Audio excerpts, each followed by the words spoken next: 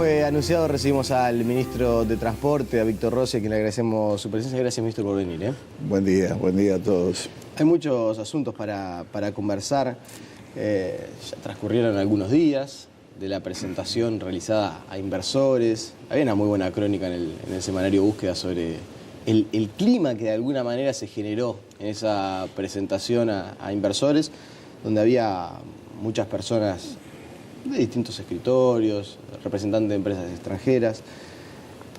Desde ese momento en el cual se presenta la cartera de lo que el gobierno concretamente va a hacer, al día de hoy, ¿han recibido alguna devolución, alguna muestra de interés firme?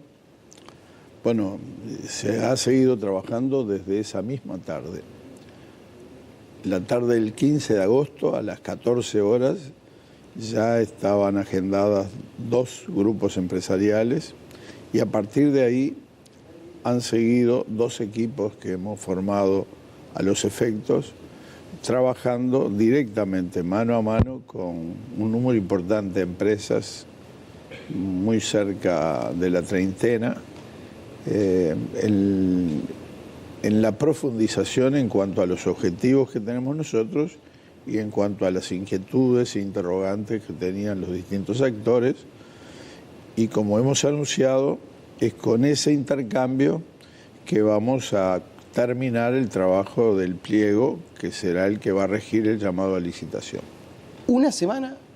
¿30 empresas? No, una semana no. Sí, en realidad menos, porque... No. En el correr de estos días, la tarea sigue. Claro, pero digo, desde la presentación, que fue el martes pasado, en la mañana, sí. Hoy estamos a martes, sí, no llega a haber una semana porque no se contabiliza el día de hoy. Sí, pero había 27 empresas agendadas ya pidiendo hora, pero esa tarea se va a seguir durante todo el mes de agosto. Bien, hasta tanto se termine de definir esos detalles que usted decía. Sí, en algunos casos está previsto tener más de una entrevista. ¿Y por qué el sistema de PPP? Porque es el instrumento que fue creado, la ley que fue promovida justamente para financiar este tipo de obras. Estas grandes obras de rehabilitación que exigen inversiones muy importantes que el Estado no puede tomar a su cargo como endeudamiento y que tiene que justamente recurrir a mecanismos de los que están previstos en la ley. Yo he hecho más de una vez comentarios críticos a la aplicación de la ley, pero no a la ley y su objetivo. Compartimos totalmente el objetivo. Es una necesidad que tiene el Uruguay, que lo va a tener, que lo tiene actualmente y que le va a tener en el futuro. El asunto es que tenemos que ser mucho más ágiles, mucho más precisos en las distintas instancias administrativas, burocráticas, sobre todo cuando corresponde al Estado actuar. Hay distintas dependencias del Estado que tienen que actuar en conjunto, que tienen que sobre sus respectivos áreas de interés tienen que dar opinión y pienso que eso lo podemos hacer con mayor agilidad, con mejor coordinación y por lo tanto en menos días. Mucha gente del otro lado puede estar pensando, bueno, pero ¿no se dijo que el Fondo de Estabilización de Energía Eléctrica, una parte se iba a destinar a estas obras de infraestructura? Se habló muchas veces de los fondos que tiene el país, de la posibilidad de acceder al endeudamiento relativamente a buen costo para lo que es el mercado internacional. ¿Una cosa impide la otra? Es decir, no. Que se haga el sistema de PPP, ¿quiere decir que el Fondo de Estabilización no se va a tomar? Afortunadamente, el Uruguay tiene una muy buena imagen y una muy buena calificación exterior. Por lo tanto, hay distintos modos de financiamiento. Entre esos distintos mecanismos e instrumentos de financiamiento, el país tiene que elegir cuál es el más conveniente. El que signifique un menor compromiso de endeudamiento, el que signifique tasas de interés más adecuadas, el que se ajuste a las necesidades de inversión y mantenimiento de las obras en las que se invierte. Y para eso es que existe esta ley 18.786, que fue aprobada en el periodo anterior, que es una experiencia que se va desarrollando en el mundo como un mecanismo de financiamiento de obras importantes. Esta es una obra importante y este es el mecanismo por el cual el gobierno uruguayo ha optado. No quiere decir que sea el único, ni que sea exclusivo, ni que no se recurra a los fondos que usted mencionaba o a alguna otra fuente de recursos. El país tiene que hacer uso de sus posibilidades y de su buena calificación de la manera que sea más conveniente para los intereses de los uruguayos. Cuando usted dice algún otro tipo de recurso, ¿qué está pensando? Que el país podría recurrir a mecanismos de endeudamiento porque tendría crédito directo, claro, si lo quisiera hacer. Puede recurrir a fondos que puedan surgir de propios ahorros que en otras áreas se han desarrollado. Puede recurrir a mecanismos de fideicomiso que son también muy de uso actualmente, pero hemos definido, porque creemos que lo que más se ajusta a una obra de estas características, este mecanismo de participación público-privado, que es lo que permite defender el nivel de endeudamiento del Estado uruguayo y el que tiene prevista las garantías para un mantenimiento que en este caso es de 22 años, según hemos expresado en la presentación. ¿Y no es más costoso? Bueno, también ahí hay un proceso de discusión que en su momento fue analizado y veremos las ofertas que llegan para determinar si se ha confirmado que este también, desde ese punto de vista, puede ser el instrumento más indicado. O sea, primero van a ver el análisis de la oferta, porque, entre otras cosas, ustedes no han querido hacer referencia a cuánto es el monto global de lo que se va a invertir. Bueno, entre otras cosas, justamente por eso, se va a abrir una licitación y de cuánto dinero es la oferta que va a ganar no se sabe. Y en realidad ustedes poniendo una cifra van a hacer que muchos especulen con relación El llamado tiene previsto que el gobierno uruguayo va a establecer en el llamado cuál es el tope, el monto máximo tope de la inversión que el Uruguay está dispuesto a asumir. Va a haber una cifra que no va a ser al azar, que es una cifra estudiada, que se va a poner como el techo de las ofertas que queremos recibir. Pero no queremos entrar en el detalle que permita a los distintos interesados de alguna manera especular con nuestras palabras. Yo sé que hay una cierta inquietud respecto a cuánto puede ser la inversión necesaria, pero bueno, ese es un elemento que me parece que corresponde mantener en el equipo técnico en que estamos trabajando. A ver, dentro de la reserva ya en el proceso previo se hablaba, en un momento se habló de 1.000 millones, después se habló de 800. No creo que vaya a estar muy lejos de esa cifra, porque en realidad era lo que más o menos se venía manejando. En realidad se habla siempre y de todo.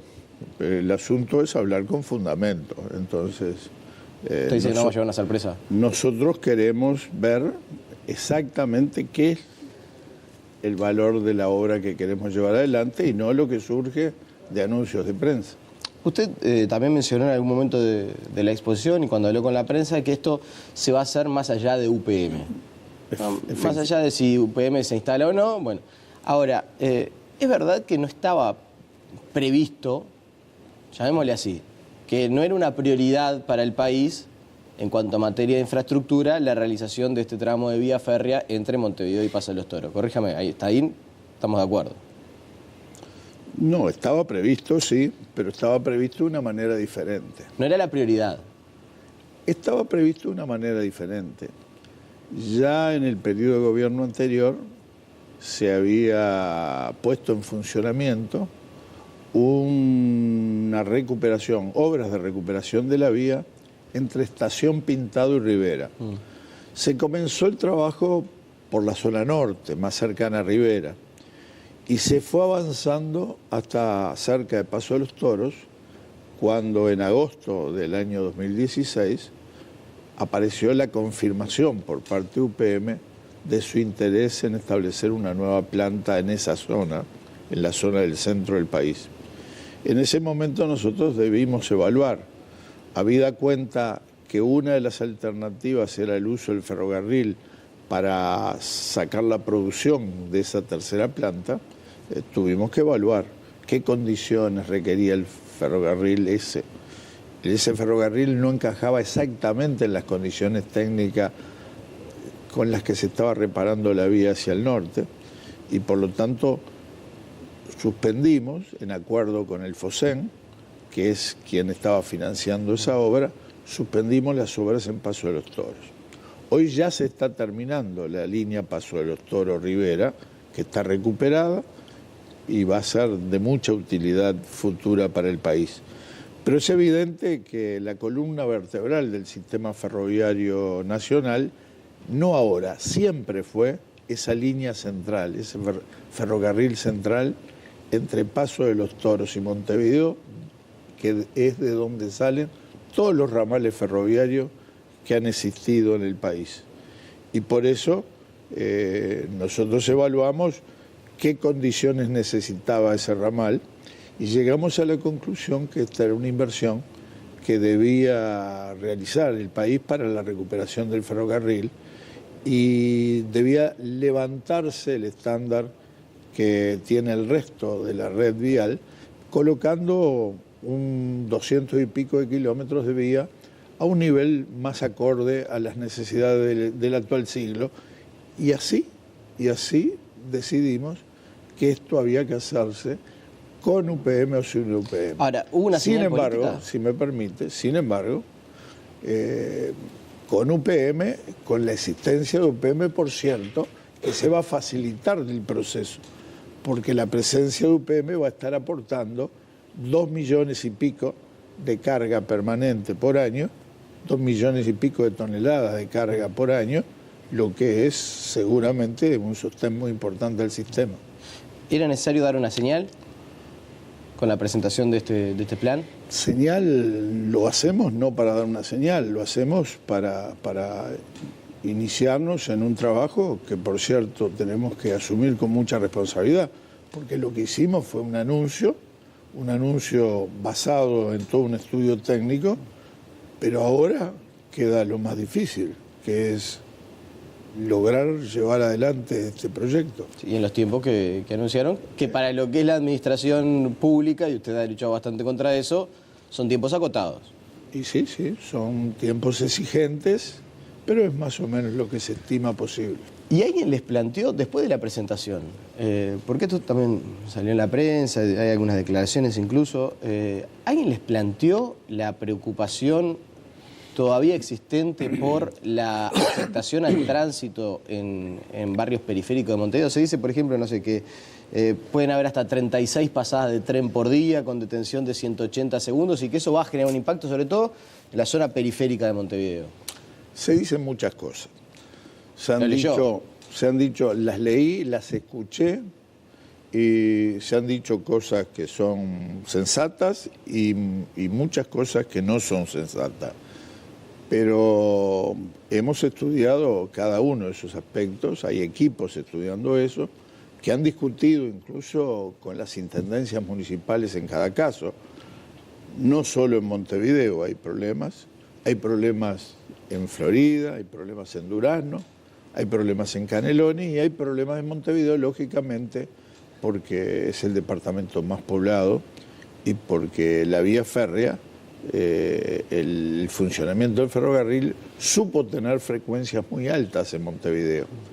Actualmente las frecuencias son bajas y ahora estamos hablando que un emprendimiento como el que manifiesta UPM serían unas 7 frecuencias de ida y 7 frecuencias de vuelta adicionales, y supóngase usted que si nos proponemos en algún momento y llegamos a los 4 millones de toneladas, supongo que vamos a estar en unas, a lo sumo, 20 frecuencias ida y vuelta más. O sea que esto de 36... No, las 36 seguramente el que hizo esa cuenta, que no sé cómo la hizo, debe estar pensando en los servicios de pasajeros.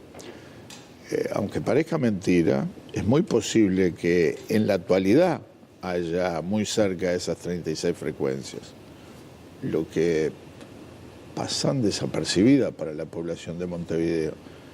Y si el sistema de interconexión de cruces es un sistema moderno, con vías automáticas, en algunos casos con pasos a desnivel, más desapercibido va a pasar todavía. Yo creo que de algún modo se dramatizó un poco sobre los perjuicios que iba a generar esta nueva expresión del ferrocarril en Montevideo. Es indudable que va a tener un efecto, es indudable que va a crecer, es indudable que aspiramos a que no sea lo mismo, sino que sea una mayor presencia del ferrocarril, pero no veo que tenga consecuencias tan dramáticas, no surgen de los números. Claro.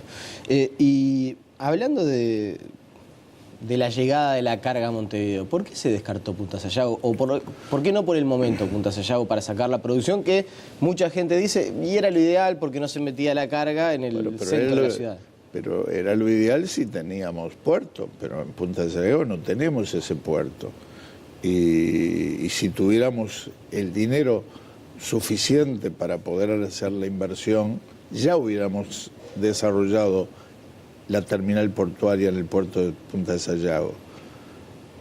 Cuando el Estado se hizo cargo del predio de Punta de Sayago y se lo transfirió a la Administración Nacional de Puertos, es porque estamos convencidos que es un área de desarrollo portuario.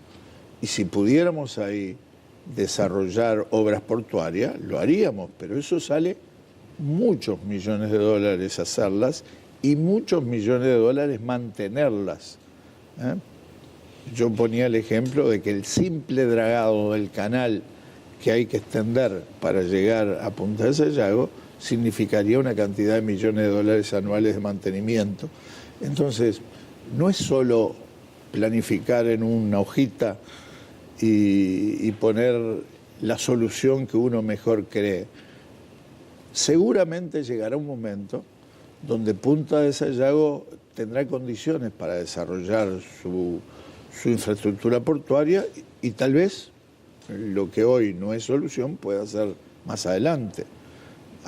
Vinculado a esto también se me ocurre sobre el famoso puerto de Aguas Profundas, pero mientras esto no sea una realidad, mientras no haya una infraestructura portuaria, la infraestructura portuaria que tenemos es el puerto de Montevideo, y el puerto de Montevideo tiene condiciones muy aptas para seguir manipulando carga, la carga actual y más carga en beneficio del país. Bien.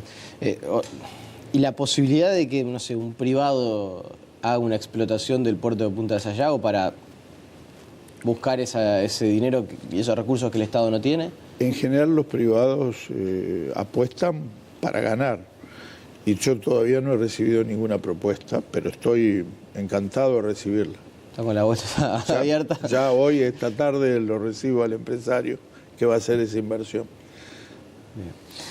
Hablando de operadores portuarios, a mí siempre me cuesta estos temas porque creo que la gente no los entiende, que de última le interesa al micromundo portuario, pero al común de la población realmente no maneja los costos. Pero hoy aparece en el diario El Observador que hay una alarma en los operadores portuarios por lo que presupone dentro de la rendición de cuentas una suba en el costo salarial. ¿Esto es así? ¿Alguien le transmitió esta preocupación? Sí, he recibido, no es un tema nuevo, es un tema de hace bastante tiempo y hay una posición que es la de los operadores portuarios y hay una posición que es de los trabajadores portuarios, que han estado discutiendo el tema en Consejo de Salario, que hasta han tenido alguna instancia de conflicto. Se trata de que los trabajadores portuarios solicitan que se reconozca un mínimo mensual de 13 jornadas de trabajo, con el argumento de que ese número de 13 jornales asegurados les permite a ellos tener también la seguridad de que el trabajador portuario que cumple tareas va a recibir los beneficios sociales. los aportes jubilatorios, el FONASA, además. Bueno, ese es una discusión que no se ha podido superar en los consejos de salario, que ha obligado a veces a alguna intervención nuestra procurando regular para encontrar salidas entre actores y que actualmente se ha asentado, se ha ubicado en la discusión de la rendición de cuentas a nivel del Parlamento y a nivel del Senado. ¿No se modifica demasiado la ecuación para los operadores portuarios? Creo que en la gran mayoría de los casos no tiene ninguna incidencia real, pero claro, cada uno quiere lo mejor y tal vez el empresario se sienta mejor si tiene el menor número de restricciones o de obligaciones. Del mismo modo, el trabajador se siente mejor si tiene la mayor cantidad de derechos y beneficios. Pero yo creo que en los operadores en general puede haber algún sector de operadores pequeños y creo que hay que tener una cierta preocupación en operadores portuarios del interior a ver qué efecto tiene esto. Pero acá en la actividad grande del puerto de Montevideo no le veo consecuencias. Ministro, sabe que hace algunas semanas recibí en esa misma silla a Luis Lacalle Pou. Y dijo, bueno, en realidad este gobierno el problema que tiene es que, hablando de la rendición de cuentas, el problema que tiene el gobierno es que va un poco más de la... queda a la mitad del periodo de gobierno y parece un gobierno acabado. Gobierno sin agenda, dijo Lacalle Pou. ¿Le molesta a usted como integrante del gabinete que se le diga que es un gobierno sin agenda? Luis Lacalle, hace poquitos días estuve en el Senado de la República respondiendo preguntas sobre la actividad portuaria y respondiendo preguntas de Lacalle Pou. Lacalle Pou sabe perfectamente que en lo que respecta al Ministerio de Transporte y Obras Públicas no es un gobierno que haya terminado nada, sino que al contrario, estamos muy ansiosos por aprovechar todos los minutos de nuestro día. El asunto es que Lacalle Pou tiene un objetivo, que es ser candidato a la presidencia de la República, y yo tengo un objetivo, es procurar aprovechar este tiempo donde tengo el privilegio de haber sido designado ministro de Transporte para hacer cosas. Tenemos objetivos diferentes.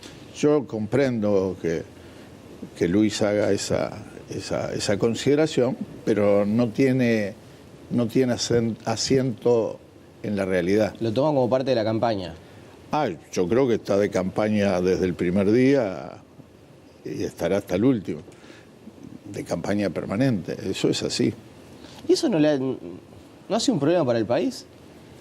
Bueno, la ciudadanía es la que juzga esas cosas. Yo tengo que cumplir lo mío y seguramente él debe estar procurando cumplir con lo suyo. Pero ¿cuánto modifica? A ver, para no recargar solamente las tintas en Lacalle Pou y el rol de la oposición, ya vamos terminando. ¿Cuánto complica? Usted ha sido una persona que mayormente, bueno, en los gobiernos de Tabaré Vázquez ni que hablar, pero es una persona que uno lo visualiza en un cargo ejecutivo. No es de participar activamente de la vida interna del Frente Amplio. Se ha transformado, o sea, ha sido siempre una persona ejecutiva, de encargos ejecutivos. ¿Cuánto complica las tormentas políticas que hay o con la oposición o en la interna del Frente Amplio al momento de ejercer la tarea de gobierno? Espero que no me complique. Yo hasta ahora no me he sentido complicado. Los problemas políticos no me resultan ajenos. Los sigo permanentemente, lo escucho a usted, a sus entrevistados, escucho la información.